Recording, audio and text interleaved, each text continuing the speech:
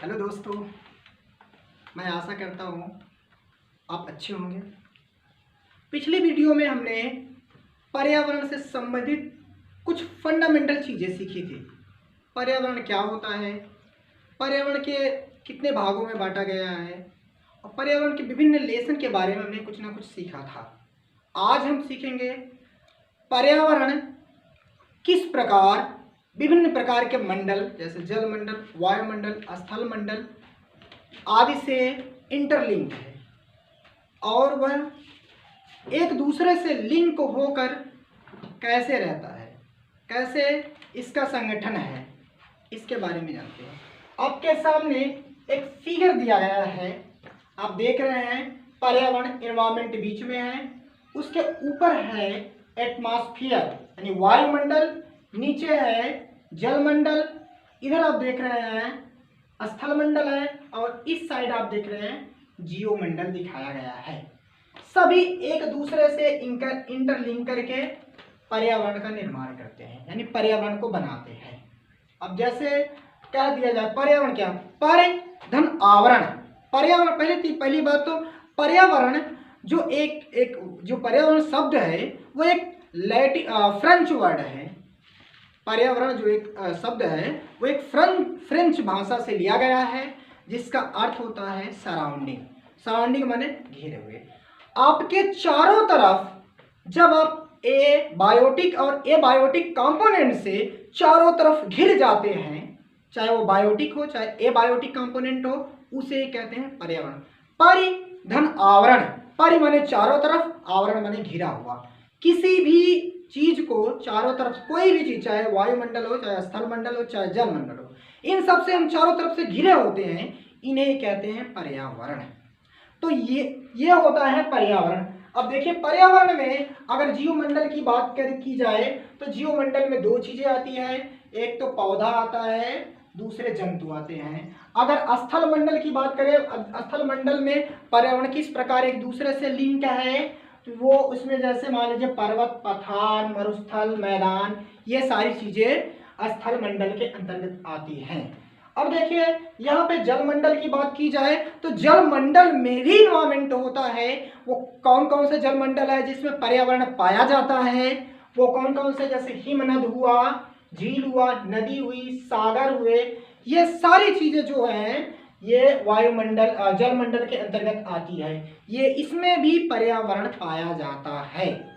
अगली बात कही जाए वायुमंडल की बात की जाए तो वायुमंडल में यहाँ पे दो चीजें दिखाई गई हैं, क्षोभ मंडल, समताप मंडल, जबकि और भी चीजें होती हैं, आयन मंडल होता है, मध्य मंडल होता है, लेकिन वायुमंडल जो होता है सिर्फ दो ही चीजों से मिलकर बना होता है। वायुमंडल का मतलब है वह मंडल जिसमें वायु पाया जाता हो, उसे वायुमंडल कहते हैं। और जो भी मैंने बताया आयन मंडल, मध्य मंडल, वायुमंडल, वहां पे वायु का संगठन नहीं पाया जाता, इसलिए इसे वायुमंडल में इंक्लूड नहीं किया गया है। ये सारी चीजें हैं पर्यावरण के बारे में। अब पर्यावरण से हर साल कुछ ना कुछ मोस्ट इंपॉर्टेंट क्वेश्चन दिए जाते हैं जिन्हें हम देखिए कौन कौन से क्वेश्चन दिए जाते हैं हर साल। कुछ एनवायरनमेंट से रिलेटेड क्वेश्चन हैं, लेकिन उनको जानने से पहले कुछ टर्म दिए गए हैं जो एनवायरनमेंट के, उन्हें जानना जरूरी है। पहला है एनवायरनमेंट। एनवायरनमेंट का आप जानते हैं, एनवायरनमेंट जो टर्म है, जो शब्द है, वो फ्रेंच वर्ड से लिया गया, फ्रेंच वर्ड से लिया गया है।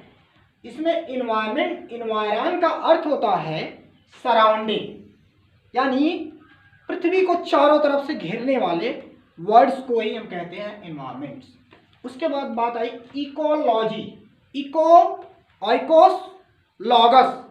इको जो शब्द है वो दो वर्ड से मिलकर बना है, इको धन लॉगस। इको जो है ऑइकोस शब्द से लिया गया है और लॉगस। ऑइकोस मीन्स होता है होम और हैबिटेट या प्लेस टू लिव, मतलब जहां पर कोई ऑर्गेनिज्म रहता है उसे ऑइकस कहते हैं, या ऑर्गेनिज्म का जो घर होता है, होम होता है, उसे ऑइकस कहते हैं। प्लेस टू लिव यानी स्टडी, यानी कह सकते हो study of habitat of any organism is called ecology, ecology habitat.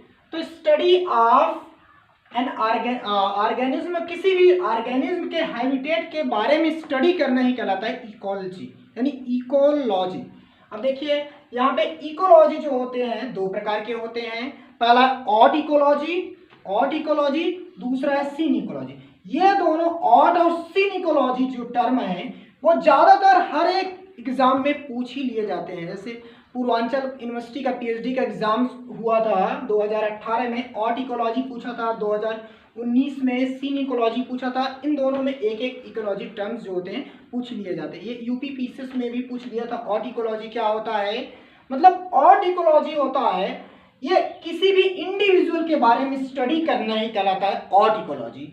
Study of an individual is called autecology. और सीन इकोलॉजी जो होता है, synecology group of species और कम्युनिटी के बारे में स्टडी करना ही कहलाता है आपका सीन इकोलॉजी, या कह सकते हैं biome, study of a biome is called synecology. इसके अब हम देखेंगे उससे मोस्ट इंपॉर्टेंट जो क्वेश्चंस है जो इन्वायरमेंट से रिलेटेड आते हैं, यानी इकोलॉजी और इन्वायरमेंट से, उसको हम देखेंगे। तो पर्यावरण से संबंधित कुछ क्वेश्चन दिए गए हैं, आप हम उनके बारे में जानते हैं। पर्यावरण के कौन कौन से क्वेश्चन मोस्ट इंपॉर्टेंट हर साल ज़्यादातर हर एग्जाम में ही सेलेक्ट हो जाते हैं, वो क्वेश्चन है। पहला नंबर 1 देखते हैं हम पर्यावरण के बारे में। वर्ल्ड एनवायरमेंटल डे, विश्व पर्यावरण दिवस कब मनाया जाता है? वो है आपका आंसर है 5 जून। 5 जून ये विश्व वर्ल्ड एनवायरमेंटल डे मनाया जाता है। लेकिन कभी कभार अगर ये क्वेश्चन नहीं पूछता है तो कौन सा क्वेश्चन पूछ सकता है? अगर ये क्वेश्चन नहीं पूछता तो इसकी थीम पूछ लेगा, वर्ल्ड एनवायरमेंट डे की इस साल की थीम क्या थी, तो ये भी पूछ सकता है क्वेश्चन। नेक्स्ट क्वेश्चन देखते हैं हम। दूसरा क्वेश्चन है the terms ecosystem was firstly given by और यूज्ड बाय, सबसे पहले कब और किसने यूज किया था? इकोसिस्टम जो टर्म है उसने वह यूज किया था एजी टेंसले ने 1935 ईस्वी में। एजी टेंसले द्वारा 1935 में the term ecosystem was first used, पहली बार इकोसिस्टम टर्म जो था एजी टेंसले द्वारा सन 1935 ईस्वी में यूज किया गया था। थर्ड क्वेश्चन, तीसरा क्वेश्चन की बात करें तो इकोलॉजी के बारे में कहा गया है the term ecology was given by, ये किसके द्वारा इकोलॉजी टर्म दिया गया था और कब दिया गया था? अर्नेस्ट हैकल, ई हैकल हम इन्हें जानते हैं शॉर्ट फॉर्म में, इनका नाम है अर्नेस्ट हैकल ने 1869 में यानी 1869 ईस्वी में इकोलॉजी टर्म दिया गया था। नेक्स्ट क्वेश्चन हम देते हैं, वही क्वेश्चन है कि वर्ल्ड एनवायरमेंटल डे जो होता है इस साल जो है सेलिब्रेशन कब से शुरू हुआ था? मतलब एनवायरमेंटल डे जो सेलिब्रेशन है कब से वो स्टार्ट हुआ था? यानी the celebration of environmental day was started in year means 5 जून 1974 में यह स्टार्ट हो गया था। यानी पर्यावरण दिवस को मनाया कब से शुरू हो गया था? 5 जून 1974 ईस्वी में इसको मनाना शुरू हो गया था। अगला क्वेश्चन आपका है, 5वां क्वेश्चन है the theme of environmental day in year 2019, यानी 2019 का विश्व पर्यावरण दिवस का थीम क्या था? ये 2020 चल रहा है लेकिन 2019 का भी हम जानेंगे, 2020 का भी जानेंगे। तो उस साल का यानी 2019 का विश्व पर्यावरण दिवस का थीम था एयर पोल्यूशन, यानी वायु प्रदूषण था। अब अगर हम जाने 2020 की थीम की, अगला क्वेश्चन है हमारा कि 2020 के पर्यावरण दिवस का थीम क्या है? वो थीम है टाइम फॉर नेचर। यह है मतलब इस साल क्या जो 5 जून को मनाया जाएगा विश्व पर्यावरण दिवस, उसकी थीम है टाइम फॉर नेचर। अगर 7वें क्वेश्चन की बात करें, देखिए निके जो होता है ऑट इकोलॉजी में 2 ecology, autecology, synecology. Autecology में निके भी कहा जाता है, तो वो निके जो है निके ऑफ एन ऑर्गेनिज्म, यह क्वेश्चन बहुत बार सेलेक्ट किया गया, हर एग्जाम में ज़्यादातर सेलेक्ट हो ही जाता है। तो ये है और निके होता क्या है? किसी भी ऑर्गेनिज्म का वो हैबिटेट होता है या रेंज जो होता है, ये कई ऑप्शन देगा, हैबिटेट, रेंज या प्रोफेशन या नन ऑफ दीज या ऑल ऑफ एबव, ऐसा इस तरह दे देता है। लेकिन निके जो होता है किसी भी ऑर्गेनिज्म का प्रोफेशन होता है, यानी वो अपना जो कार्य करता है, घर से बाहर निकलता है, वो कार्य करता है, वो कार्य करके जो कार्य करता है वो प्रोफेशन जो उसका है, उसी को कहते हैं किसी भी ऑर्गेनिज्म का निके। निके आप देखिए ट्रॉफिक लेवल की बात करें, आपने देख सुना होगा प्रोड्यूसर, कंज्यूमर। प्रोड्यूसर में हरे प्लांट्स ग्रीन प्लांट्स पाए जाते हैं। अगर कंज्यूमर की बात करें तो primary consumer, secondary consumer, tertiary consumer या टॉप कंज्यूमर भी होता है। उसके बाद आप जानते हैं डिकम्पोजर होता है। तो वो जो होते हैं जैसे प्रोड्यूसर, कंज्यूमर, डिकम्पोजर, ये सारी प्रोड्यूसर, कंज्यूमर, ये सारे क्या है, एक प्रकार के ट्रॉफिक लेवल है। First trophic level, second trophic level, third trophic level. ये ट्रॉफिक लेवल जो टर्म है वो किसने दिया था और कब दिया था? ये टर्म जो था R.L. लिंडमैन नामक वैज्ञानिक ने 1942 में दिया था। इन्होंने ही एनर्जी फ्लो में ये बताया गया फर्स्ट ट्रॉफिक लेवल में जितना एनर्जी है, कितने कैलोरी, जैसे मान 1000, फर्स्ट ट्रॉफिक लेवल में 1000 किलो कैलोरी है, तो जब सेकंड ट्रॉफिक लेवल में कोई एनर्जी जाएगी उसका 10% लॉस हो जाता है। यानी एनर्जी जो 10% लॉस होगा, इन्हें 10% एनर्जी लेवल का रूल्स इन्होंने ही दिया था कि यानी प्रत्येक ऊर्जा स्तर में 10% ऊर्जा की कमी होती है, वो टर्म जो था R.L. लिंडमैन द्वारा ही दिया गया था।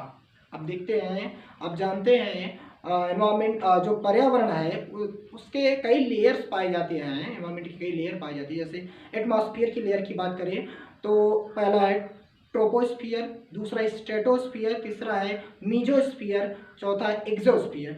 तो स्ट्रेटोस्फियर यानी समतापमंडल, जो समतापमंडल होता है स्ट्रेटोस्फियर होता है। स्ट्रेटोस्फियर में एक लेयर पाई जाती है जिसका नाम है ओजोन लेयर। ये ओजोन लेयर मुख्यतः इस तरह क्वेश्चन दिया गया है कि ozone layer is situated in the atmosphere. Atmosphere के किस लेयर में जो ओजोन परत पाई जा रही है, तो वो इसका आंसर है स्ट्रेटोस्फियर में पाई जा रही है। अगला क्वेश्चन है, अब देखिए एनवायरमेंट की स्टडी जो होती है, एनवायरमेंट के मुख्यतः रिसर्च होते हैं एनवायरमेंट पे, उसका रिसर्च इंस्टीट्यूट, मेन इंस्टीट्यूट का नेशनल जो इंस्टीट्यूट है यानी national institute of environment research is, वो कहाँ सिचुएटेड है? वो सिचुएटेड है आपका नागपुर में सिचुएटेड। तो ये रहे 10 क्वेश्चन जो आपने पढ़े हैं। ये पर्यावरण के कुछ मोस्ट इंपॉर्टेंट क्वेश्चन थे। इसके अलावा भी हर एक एग्जाम में बहुत से क्वेश्चन सेलेक्ट होते हैं। तो ये तो था पर्यावरण के सिर्फ एनवायरमेंट के सिर्फ एक इकोलॉजी टर्म जो था उससे संबंधित कुछ मोस्ट इंपॉर्टेंट क्वेश्चन थे। अगली वीडियो में हम कुछ और भी क्वेश्चन के साथ उपस्थित होंगे। तब तक के लिए धन्यवाद। Thank you.